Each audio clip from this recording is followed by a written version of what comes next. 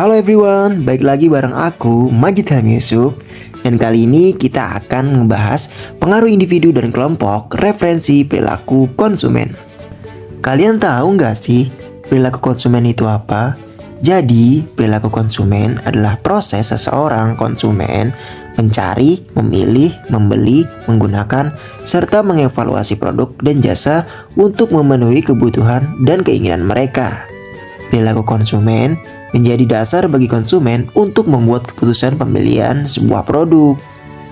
Panjangnya proses yang dilalui oleh konsumen dalam berperilaku bergantung pada jenis barang dan jasa yang akan dipilih.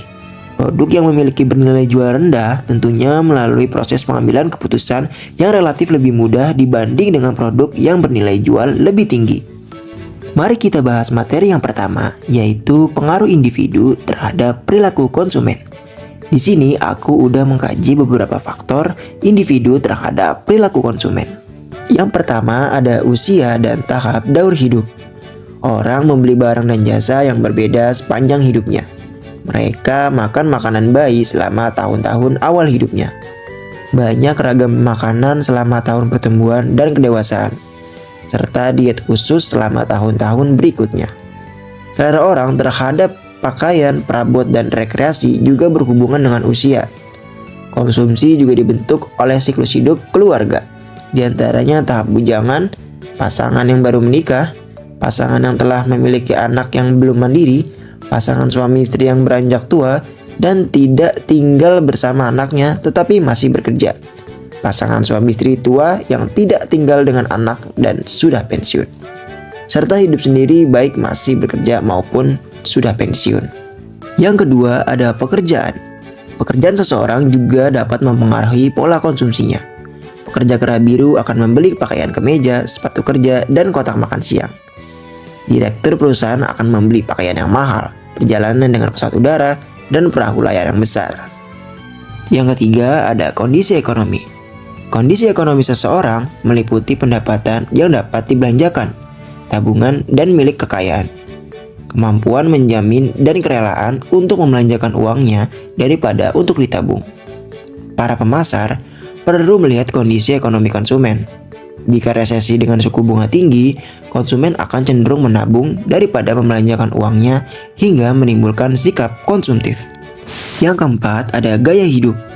Pola hidup seseorang di dunia dapat diekspresikan dalam aktivitas, minat, dan opininya. Gaya hidup menggambarkan keseluruhan diri seseorang yang berinteraksi dengan lingkungannya. Contohnya, perusahaan penghasil komputer mungkin menemukan bahwa sebagian besar membeli komputer berorientasi pada pencapaian prestasi. Dengan demikian, pemasar dapat dengan lebih jelas mengarahkan mereknya ke gaya hidup orang yang berprestasi.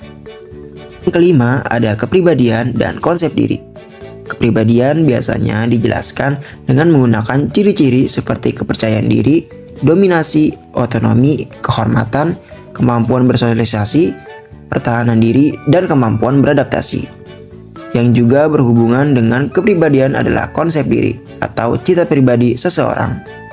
Pemasar berusaha mengembangkan citra merek yang sesuai dengan cita pribadi pasar sasaran. Nah, jadi itulah beberapa faktor individu terhadap perilaku konsumen. Selanjutnya kita masuk ke materi pengaruh kelompok referensi perilaku konsumen. Menurut Phil Kotler, kelompok referensi adalah kelompok yang memberikan pengaruh langsung atau tidak langsung terhadap sikap atau perilaku seseorang. Kelompok yang memiliki pengaruh langsung terhadap seseorang dinamakan kelompok keanggotaan. Kelompok referensi digunakan oleh seseorang sebagai dasar untuk perbandingan atau sebuah referensi dalam membentuk respon. Kelompok referensi akan memberikan standar dan nilai yang akan mempengaruhi perilaku seseorang. Nah, jadi apa saja sih faktor yang mempengaruhi kelompok referensi perilaku konsumen? Yang pertama ada faktor kebudayaan. Dalam faktor kebudayaan ada beberapa poin pengaruh yang penting dalam berperilaku pembelian. Yang pertama, budaya itu sendiri. Budaya adalah faktor penentu keinginan dan perilaku seseorang yang paling mendasar. Anak yang sedang tumbuh memerlukan persepsi, preferensi, dan tingkah laku melalui proses sosialisasi dengan keluarga. Yang kedua ada subbudaya. Setiap kebudayaan mempunyai subbudayanya yang lebih kecil. Misalnya, kelompok-kelompok kebangsaan menunjukkan cita dan rasa preferensi suku bangsa yang berbeda. Kelompok keagamaan mempunyai budaya dan larangan-larangan yang berbeda. Kelompok wilayah geografis menciptakan gaya hidup yang berbeda. Kebutuhan konsumen akan sesuatu jelas dipengaruhi dari mana dia berasal, agama, dan tempat geografisnya. Yang ketiga, kelas sosial.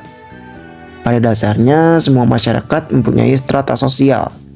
Stratifikasi tersebut kadang-kadang berbentuk sistem kasta di mana anggota kasta yang berbeda dibesarkan dengan peran tertentu dan tidak dapat mengubah keanggotaan kasta mereka. Stratifikasi lebih sering ditemukan dalam bentuk kelas sosial. Kelas sosial tidak hanya mencerminkan penghasilan, tapi juga indikator lain seperti pekerjaan, pendidikan, dan tempat tinggal.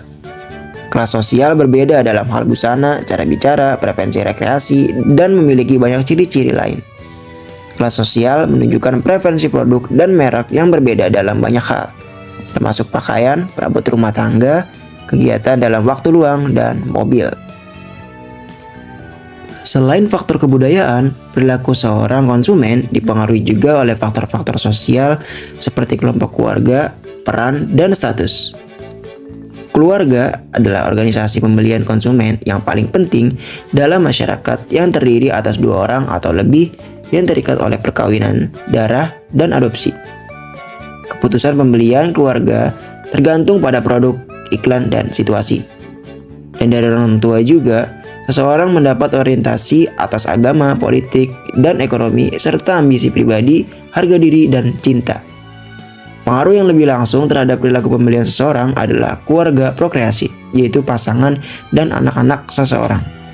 Faktor sosial lainnya ada peran dan status. Seseorang berpartisipasi ke dalam banyak kelompok sepanjang hidupnya, dari keluarga, klub, komunitas, dan organisasi. Kedudukan seseorang di masing-masing kelompok dapat ditentukan berdasarkan peran dan status. Peran ini meliputi kegiatan yang diharapkan akan dilakukan oleh seseorang. Masing-masing peran menghasilkan status yang alami. Nah, jadi gimana teman-teman? Udah pada tahu kan apa saja pengaruh individu dan kelompok referensi dalam perilaku konsumen? Semoga video pembelajaran ini bermanfaat ya. Aku Majid Helmi Yusuf, pamit undur diri. Assalamualaikum warahmatullahi wabarakatuh.